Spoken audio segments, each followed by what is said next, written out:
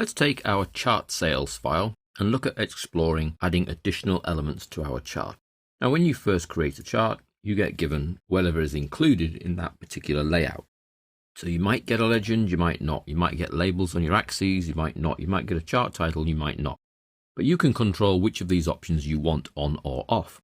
Now, there are two ways of accessing this information. Firstly, you need to select the chart before you can do anything. Then you can go to Chart Tools Design, and you can see here on the left we have Add Chart Element.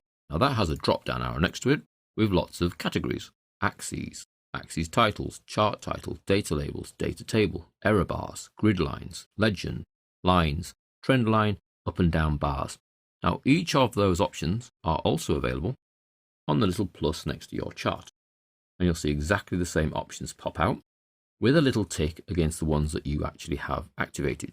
So I've got a tick against axes, and if I click the little more information pop out, I have the primary horizontal axis and the primary vertical axis activated, which is why I see values across here and across here. So I'm using both axes. I can turn either of them off.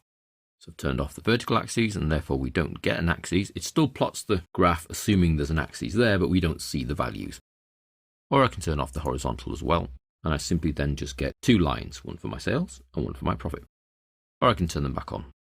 The titles, one tick, they're there, take the tick out, and they disappear. Now when they're there, they're just label boxes. So you would need to click in and change the text in them.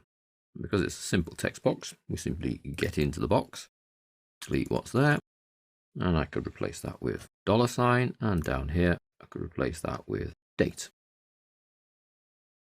The axes labels or titles are accessible from the same little option.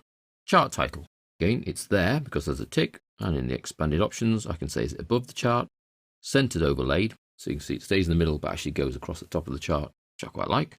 But again, it's a text box. I need to click in and change what the title says. Although we can control where it is and whether you get one, the contents of it need to be entered by yourself. Sales 2013. On the plus, we've also got data labels. They're currently off, but I can turn them on. Notice how there are a lot of data labels with my line charts. That's probably not appropriate. But in the options, we can choose where they are: center, left, right, above, below, or on a little call out button. Whichever way you do it, there is just too many data labels for that to work on this particular chart. So we turn that off. Perhaps on our Jan sales summary chart, which is a bar chart, we might want to activate the data labels. So we'll go to the plus, data labels, tick on, and they appear with the options. If I click the little triangle to tell them where to appear. Possibly call out is not quite right. Base, end, center. I quite like them at the end of the bar. So it works, but it doesn't work in the sales. So not everything works for every chart type. In here also, we have the data table. Would you like the data table to appear? Again, with our sales data, which is rows and rows of information, that doesn't quite work either. But we can choose to have legend keys or no legend keys. Again, let's try that on our sales summary, because here I think it will work better because there's less data. The data table, and should we have the keys? We have the keys already, and there we are, the color coding. So blue, north, south, east, and west. In which case, we probably don't need a legend, so we can turn the legend off. Also an option in the chart elements pop-down box. So in our sales one where we were, here we have the legend on, but we can turn it off. Turn it back on and tell it where to go. So it's at the right at the moment, perhaps it would be better at the top, in which case we'd need to move our label, or at the left, sort of, or at the bottom. The bottom looks quite well, although they were okay at the right, so let's put them back at the right. We can go back up our list because we missed out the error bars. Luckily there are no errors in our data. Standard error, percentage, standard deviation, or more options.